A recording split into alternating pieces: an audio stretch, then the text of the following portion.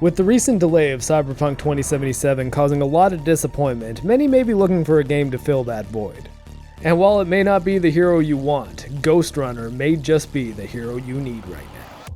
Compared to Cyberpunk 2077, it's essentially the exact opposite type of game from a structural standpoint. Ghostrunner is not an open-world RPG where you can approach any situation however you see fit. This is a linear 8 to 10 hour action game in which you, as the titular Ghostrunner, jump, slide, wall run, grapple, and slice and dice your way through a dystopian cyberpunk tower city in order to overthrow its ruler, a woman named Mara, or simply the Keymaster. Or you could just call her female Dr. Octopus. No, not that one. She's a totally different one.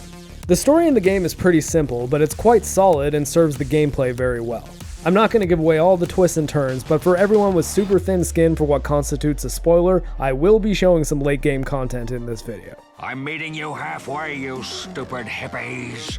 95% of the narrative is told through voice-only communication between Ghostrunner, a mysterious man called the Architect, and a woman named Zoe, who is one of the Climbers, which are a group of rebels who are fighting against Mara's regime.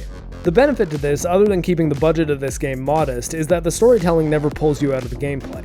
You're free to stop and listen to the conversations if you want to, but more often you'll find yourself pressing forward as you listen, because the gameplay in Ghostrunner is bloody incredible. At a glance, it may be tempting to compare this game to Mirror's Edge, but all they really have in common is that they are first-person games which involve jumping puzzles. Ghostrunner puts a much greater focus on speed, combat, and brutality. The base movement speed is very fast, and you can gain even more speed by doing a crouch slide. You can also use a grapple ability to cross gaps too big for you to jump, or just pull yourself to the grapple point for strategic use in combat. Traversal is the main challenge of Ghostrunner, and the environmental puzzles in this game make Titanfall 2 look like a tutorial that Dean Takahashi could get through. Do you think you could get over that pillar? Yeah. If I jump and then die. Yeah. Every aspect of this game is based around platform jumping with absolute pinpoint precision. Even the combat is mixed into the platforming and is all based around one-hit kills, so if your sword gets anywhere close to your enemy, you're one slice away from gloriously chopping them in half. However, same goes for your opponents. If even one of their projectiles or melee attacks manages to hit you, you die and are forced to replay the previous checkpoint. The result is that you will die a lot, dozens if not hundreds of times per stage. But fret not, because much like the Tom Cruise classic, Edge of Tomorrow, the instant restarts and short checkpoints let your memory give you an incredible advantage. This is where the game may also lose a lot of people though, as one will be able to get into hyper-difficult instant restart games, the type popularized by the Ori games, Hotline Miami, and Super Meat Boy, or they will be totally put off by the precision they require. And there's nothing wrong with not being into what this game asks of you. Not all games are for all people, and much like the From Software games, there is no easy mode. But if you're willing to take the time to learn the mechanics and willing to get into the rhythm of live, die, repeat, Ghostrunner will give you one hell of an exciting experience. The most necessary mechanic to learn is the sensory boost. It's effectively a slow motion bullet time ability, but it's used in a pretty unique way.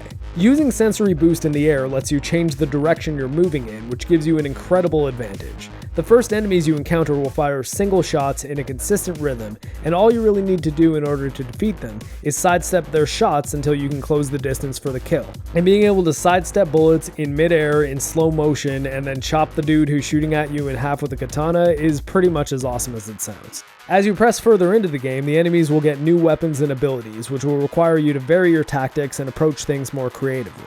This may not be a Cyberpunk game in which you can approach encounters in radically different ways, but there is a lot more flexibility than there appears to be at first. You can't avoid combat, as your progress will be gated by locked doors that require killing all the enemies in an area before they open up, but the combat arenas give you a lot of different environmental elements and routes which let you approach each battle with multiple strategies.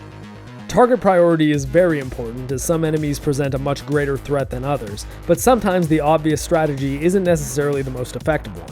So if you find yourself ramming your head against a certain encounter over and over again, the best thing to do might be to try moving through the area in the opposite direction, or moving in one direction and then doubling back and going the other way.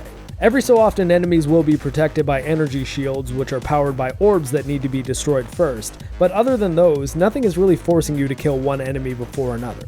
You earn some new abilities and upgrades as you progress further into the game as well.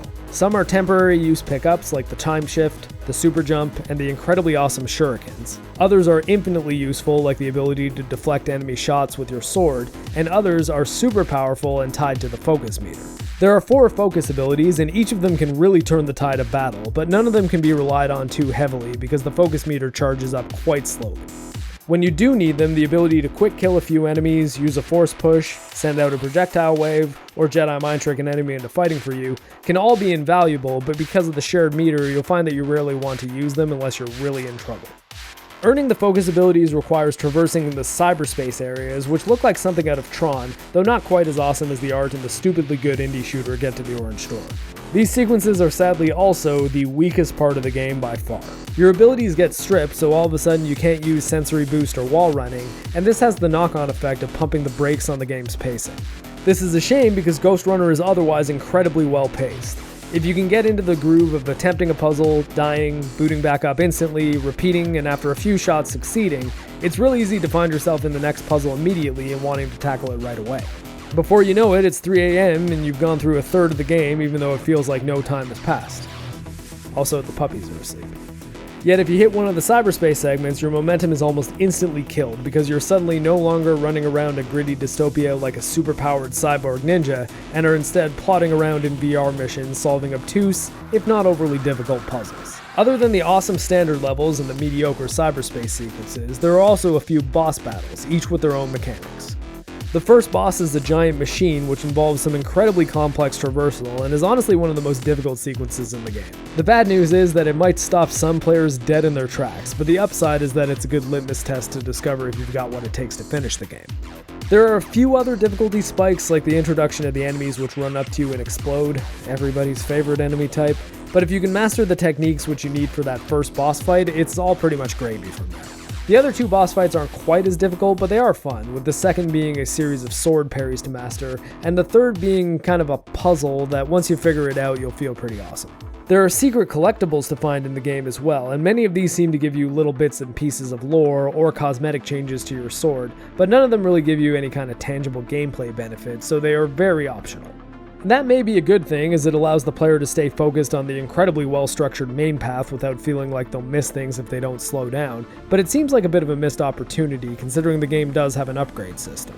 You're given a series of Tetris-like pieces that you can place on a grid to give you advantages to certain skills. None of them are game-changing and you can swap them in or out at any time, which again is good because it doesn't demand a ton of your attention and detract from the pace too much, but it also feels a bit half-cooked. A more straightforward system may have worked a bit better here, as even if you want to sit down and really optimize your blocks, there doesn't seem to be a way in which you can fill up every single space on your grid. So you'll find yourself really prioritizing 1 or 2 upgrades you really want, and then just throwing any old block which fits in the remaining spaces. If the aforementioned secret collectibles will let you open up more block spaces on your grid, that may have created an incentive to track them down, but it would also make the player want to slow down, so I'm of 2 minds on that point. From a technical standpoint, Ghostrunner is pretty incredible for the most part. You have the option of running the game in DirectX 11 or DirectX 12 with ray tracing, and in either case, DLSS is an option if you're on an Nvidia card, but sadly, the DirectX 12 version runs horribly, even on my 3090, so as of right now, Ghostrunner is not the game you want to use as your ray tracing showpiece. However, the DirectX 11 version, which worth noting is the default and therefore can be seen as the intended version, was having no trouble at all holding 165 frames a second at max settings during gameplay. I'd have a few frame hiccups at the beginning of each stage, presumably while the assets were loading, but other than that, the experience was smooth as silk. The visuals are also helped greatly by the incredible art direction. This game really nails the cyberpunk aesthetic with its dark cityscape and bright neon lights.